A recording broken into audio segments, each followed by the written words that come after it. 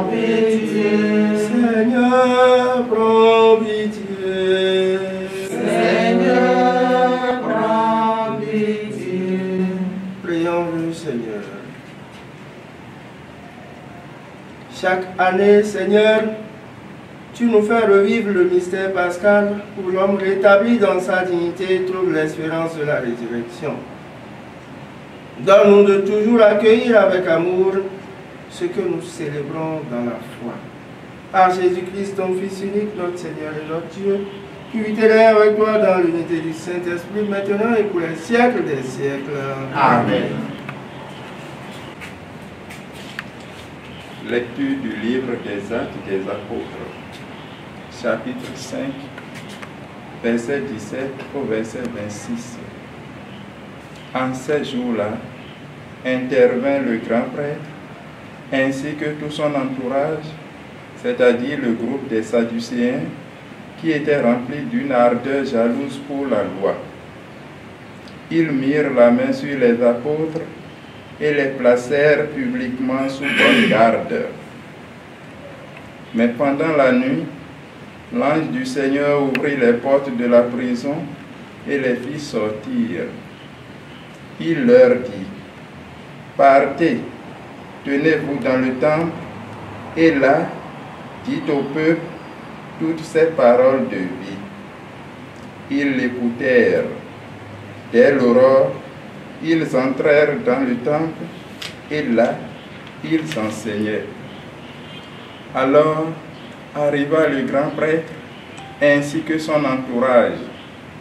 Ils convoquèrent le conseil suprême, toute l'assemblée des anciens d'Israël, et ils envoyèrent chercher les apôtres dans leur cachot. En arrivant, les gardes ne les trouvèrent pas à la prison.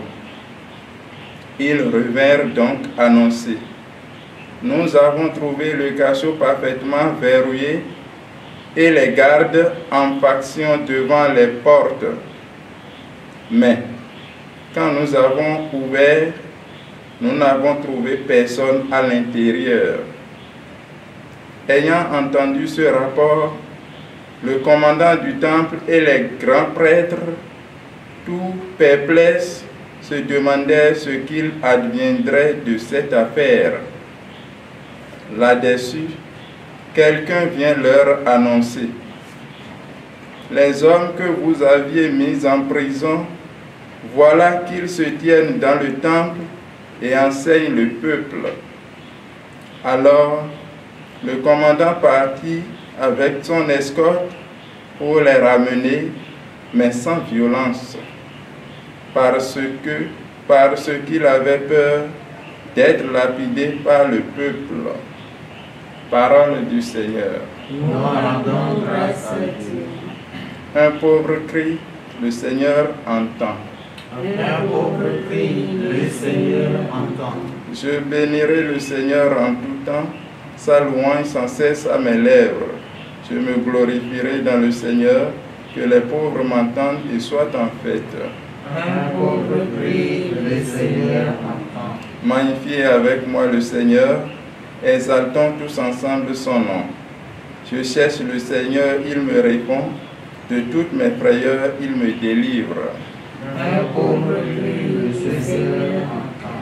Qui regarde vers lui resplendira, sans ombre ni trouble au visage.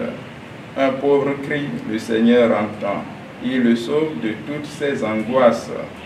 Un pauvre cri, le Seigneur entend. L'ange du Seigneur campe alentour pour libérer ceux qui le craignent.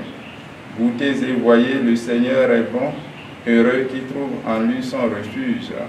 Un pauvre cri, le Seigneur entend. Alléluia, Alléluia, Alléluia. Dieu a tellement aimé le monde qu'il a donné son Fils unique, afin que ceux qui croient en lui aient la vie éternelle. Alléluia, Alléluia, Alléluia. Le Seigneur soit avec vous. et avec votre esprit. Évangile de Jésus-Christ selon Saint Jean. Gloire à toi, Seigneur. Jean chapitre 3, versets 16 à 21. En ce temps-là, Jésus disait à Nicodème, « Dieu a tellement aimé le monde qu'il a donné son Fils unique, afin que quiconque croit en lui ne se perde pas, mais obtienne la vie éternelle. Car Dieu a envoyé son Fils dans le monde, non pas pour juger le monde, mais pour que par lui le monde soit sauvé. Celui qui croit en lui échappe au jugement. Celui qui ne croit pas est déjà jugé. Du fait qu'il n'a pas cru au nom du Fils unique de Dieu, et le jugement, le voici. La lumière est venue dans le monde, et les hommes ont préféré les ténèbres à la lumière, parce que leurs œuvres étaient mauvaises. Celui qui fait le mal déteste la lumière. Il ne vient pas à la lumière de peur que ses œuvres ne soient dénoncées. Mais celui qui fait la vérité vient à la lumière pour qu'il soit manifeste que ses œuvres ont été accomplies en union avec Dieu. Acclamons la parole de Dieu.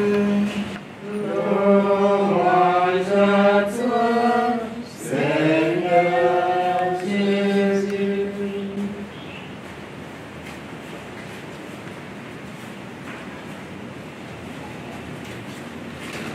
Chrétiens, mes frères, fils et filles bien-aimés de Dieu, dans la première lecture que nous venons d'écouter,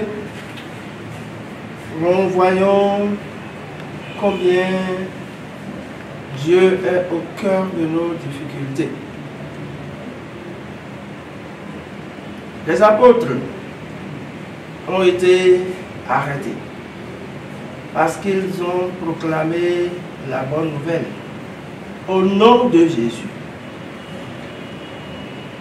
Ils ont guéri au nom de Jésus. Ils ont fait des signes grandioses au nom de Jésus. Et comme l'objectif du Sanhédrin était d'étouffer la parole de Dieu, l'annonce de cette bonne nouvelle, ils ont mis en prison ces apôtres. Vous avez écouté ce miracle qui s'est produit. Les portes de la prison étaient fermées, mais les apôtres étaient déjà dans le temple en train de proclamer la bonne nouvelle.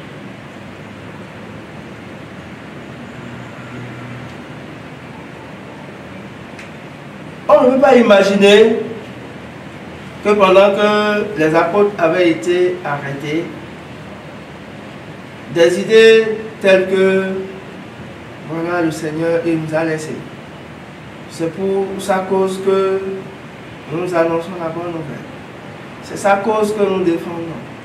Et pourtant, il nous a laissés. Peut-être que parmi les apôtres, certains ont déjà eu cette idée. Je le dis parce que c'est souvent là où nous sommes.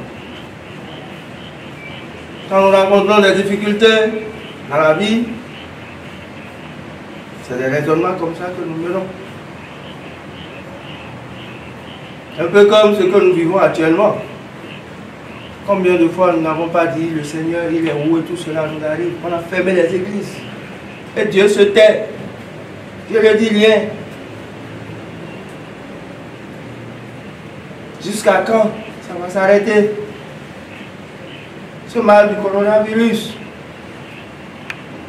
C'est ça qui est à l'origine de la fermeture des églises. On ne peut plus se regrouper. On ne peut plus prier Dieu ensemble, comme on le faisait jadis. On a peut-être des raisonnements que nous menons. Mais la réaction du Seigneur, dans cette première lecture, qui est venu sauver ses apôtres en envoyant l'ange, cette réaction doit nous conforter dans notre foi. À savoir que dans les difficultés, c'est maintenant qu'il faut s'accrocher à Dieu. C'est maintenant qu'il faut avoir confiance en Dieu, qui n'abandonne jamais celui qui le suit, qui n'abandonne jamais celui qui met sa confiance en lui. Sinon, si Dieu n'était pas avec nous, mais tous ceux-là qui sont morts du coronavirus, sont-ils plus pécheurs que nous? Non. C'est parce que justement Dieu est au cœur de cette difficulté avec nous que nous sommes encore là. Pour pouvoir témoigner de son amour. Cet amour qu'il a pour nous et qu'il a poussé à nous livrer son Fils unique qui est mort, mais qui est ressuscité. C'est en substance ce que nous pouvons retenir. L'amour de Dieu, l'amour débordant de Dieu qui peut aller jusqu'à sacrifier son Fils unique pour nous. Et en substance, la dernière partie de ce dialogue que Jésus a eu avec Nicodème. Dès lors, nous nous trouvons face à une double question, ou plutôt à un double choix. Nous sommes en face d'un double choix. Le tout premier choix, c'est de choisir Jésus et d'avoir la vie éternelle. Et l'autre, c'est de le renier et par ce fait même d'être jugé et condamné. Ouais, depuis le lundi, nous avons commencé par écouter ce dialogue de Jésus avec Nicodème. Ce docteur de la loi, un pharisien, un grand maître, mais qui a choisi d'aller voir Jésus la nuit. Dieu seul sait pourquoi. Est-ce que c'était parce qu'il avait peur de ses autres frères? Ou bien est-ce que c'était parce qu'il voulait être dans la tranquillité pour discuter avec Jésus? On saurait le dire. Ce qui est clair, c'est qu'il est allé voir Jésus. Ça veut dire qu'il a soif de quelque chose. Tout maître, grand maître qu'il est, il y a quelque chose qui lui manque. Et il n'était pas satisfait de ce que la loi disait, de ce que la loi prévoyait.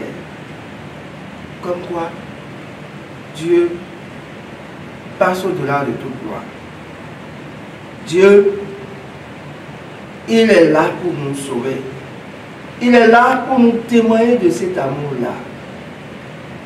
Et donc, si nous aimons à la manière de Dieu, nous devons être prêts à aimer notre prochain comme lui-même nous demande. Ce dialogue qui prend fin aujourd'hui voudrait vraiment nous montrer combien nous devons être disposés à entrer dans la dynamique de l'amour de ce Dieu-là, qui le premier nous a aimés et qui a mis dans notre cœur cette même grâce d'aimer. Chers frères et sœurs en Christ, fils et filles bien-aimés de Dieu, où est-ce que nous en sommes? Où est-ce que chacun de nous en est? Est-ce que j'ai choisi véritablement le Christ? Ou bien est-ce que je fais semblant? Voilà la question véritable que chacun doit essayer de répondre aujourd'hui.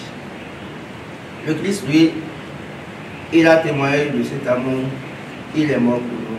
Et il nous demande en retour de l'aimer pour avoir la vie, pour être en paix. Mais nous avons le choix. Quel est le choix que tu as opéré, mon frère? Revois ta situation, examine ta vie et vois si c'est véritablement le Christ que tu as choisi. Si c'est lui, alors tu es béni. Et si ce n'est pas lui, il n'est pas encore tard. Tu peux revoir ta position et revenir vers Jésus pour avoir la vie éternelle. Que l'Esprit Saint nous en donne la grâce.